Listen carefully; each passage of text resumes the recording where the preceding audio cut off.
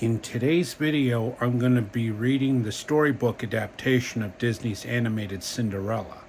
I love this princess so much, especially in her iconic ball gown. Now, I'm recording this video in October, but by the time you see this video, it will already be December 24th, aka Donald Duck Day.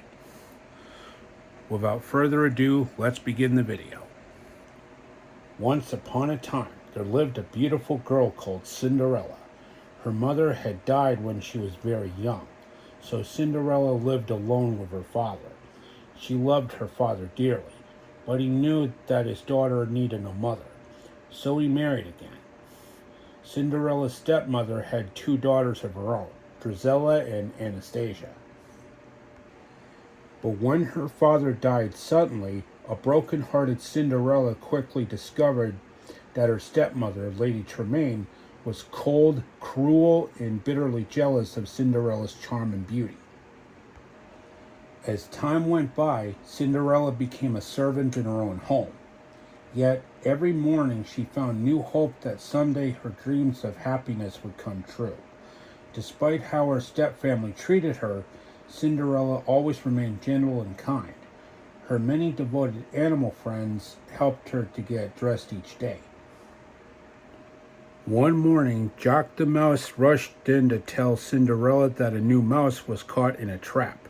Cinderella hurried down to the cellar to rescue him. "The poor little thing is scared to death," said Cinderella. "Jock, maybe you'd better explain things to him." Jock befriended the new mouse, and Cinderella gave him a shirt, shoes, cap, and a name. "We'll call you Gus," she said. Gus giggled his approval. Among her many chores, Cinderella had to go to the farmyard to feed the chickens. The mice always followed her because Cinderella saved some corn for them each day. But today, Lady Tremaine's mean old cat Lucifer was blocking their way. The mice drew tails to see who would distract Lucifer so the others could run outside. It was up to Jock. He quietly crept up to Lucifer and kicked the cat's leg out in front from under him. Splash! Lucifer slipped down face into his milk bowl, and the mice scurried past and out into the farmyard. Cinderella had been wondering where the mice were. "Breakfast is served," she said when they appeared, and she scattered plump kennels of corn on the ground for them. Cinderella spent the rest of her day attending to chores. "Take that ironing," Drizella demanded. "Don't forget to make our tea," Anastasia added. "Pick up the laundry and get on with your duties," her stepmother ordered. Meanwhile, at the royal palace, the king complained to the Grand Duke.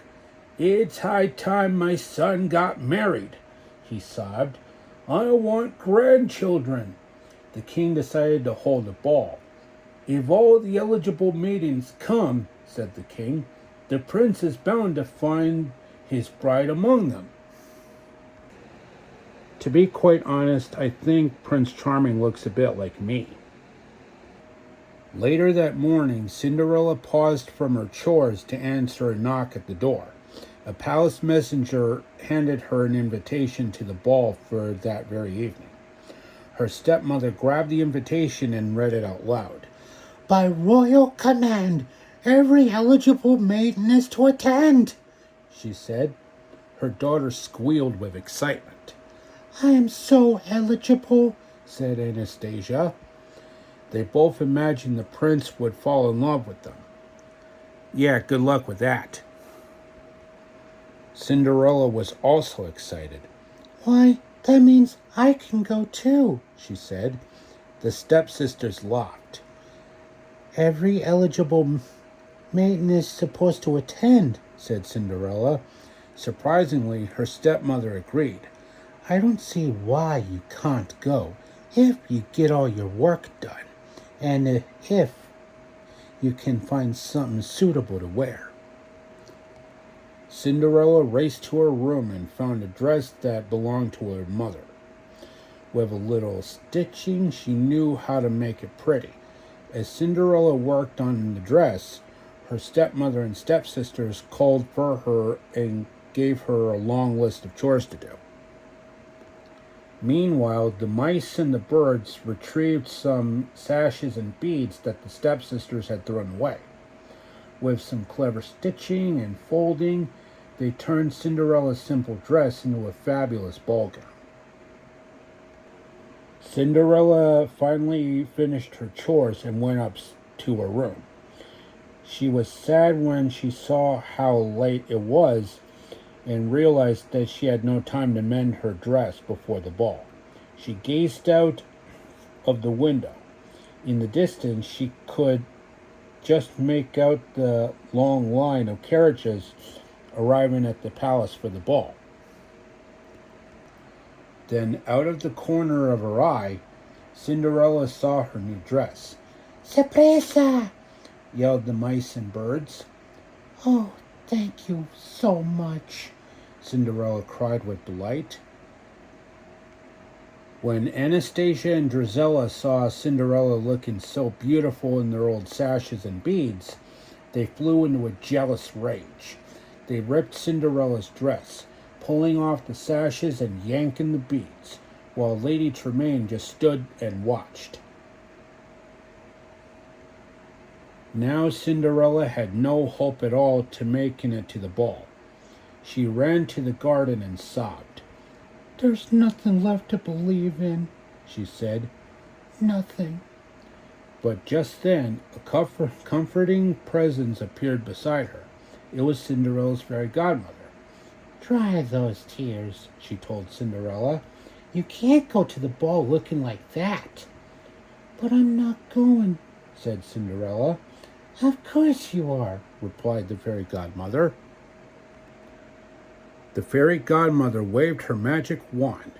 Over a pumpkin and a regal coach appeared. "Oh, it's beautiful," said Cinderella. Then the fairy godmother turned Jock, Gus, and the other two mice into 4 beautiful horses. She changed Major the horse into a coachman and Bruno the dog into the footman.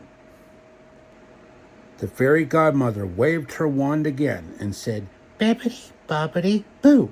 With that, she turned Cinderella's torn dress into a beautiful gown.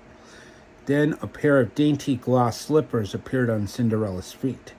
"On the stroke of midnight, the spell will be broken," the fairy godmother warned, "and everything will be as before."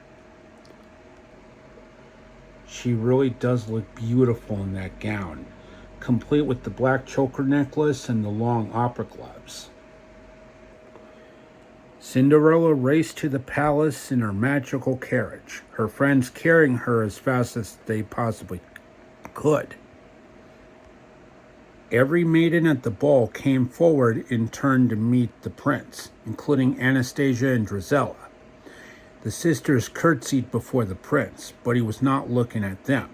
He had noted Cinderella standing behind them. The prince hurried over to Cinderella, eager to meet the most beautiful girl he had ever seen. They talked for a while, and the prince then led Cinderella into the ballroom. And they danced and danced, gazing deeply into each other's eyes. The two were falling in love. That illustration is just absolutely beautiful. I just absolutely love it. But suddenly the clock began to strike midnight. Bong, bong. "I must go," Cinderella cried in panic, fretting her hand from the prince's. As she fled, she lost one of her glass slippers on the staircase. Cinderella jumped into her waiting carriage. They were a short distance from the palace when the clock finished striking. Everyone and everything turned back to normal, but Cinderella still had one glass slipper. She looked up and thanked her fairy godmother for a magical evening. Back at the palace, the prince vowed that he would marry the girl who had lost her glass slipper at the ball. The king was furious that the girl his son now loved had vanished and nobody seemed to know who she was. He demanded that the Grand Duke go and find her. A royal messenger brought news of the search to Lady Tremaine. She read the notice out loud. The prince would marry whoever fitted the glass slipper. Drizella and Anastasia were excited to have another chance to marry the prince. Cinderella overheard her stepmother reading the royal message and ran to her room, not quite believing what she had heard. The prince had fallen in love with her, just as she had fallen in love with him. But Lady Tremaine realized that it must have been Cinderella who had lost her slipper. She went up to Cinderella's room and locked the door. "Let me out!" Cinderella cried, but her stepmother put the key in her pocket and left. The Grand Duke traveled the kingdom on behalf of the king, searching for the owner of the glass slipper. When he arrived at Lady Tremaine's house, she and her daughters hurried to greet him. Meanwhile, Jock and Gus had seen what Lady Tremaine had done to Cinderella. So while she was talking to the Grand Duke, they sneaked up and stole the key from her pocket. They took it back to Cinderella and slid it under her door. The Grand Duke looked on as his footman tried to squeeze Anastasia's and Drizella's huge feet into the delicate little slipper. Of course, it did not fit either of them. Just as the Grand Duke was about to leave, Cinderella appeared at the top of the stairs. Her animal friends had freed her just in time. "May I try on the slipper?" she asked. The angry stepmother tripped the footman as he approached Cinderella. The glass slipper shattered on the floor. "Oh, 9!" moaned the Grand Duke. "But you see," said Cinderella, reaching into her pocket, "I have the other slipper." Quickly, the Grand Duke put the slipper on Cinderella's foot. It fitted perfectly. Cinderella was the prince's love. A royal wedding was quickly arranged, and Cinderella and the prince were married, to the delight of the king and all of Cinderella's animal friends. And they lived happily ever after. Por siempre felices.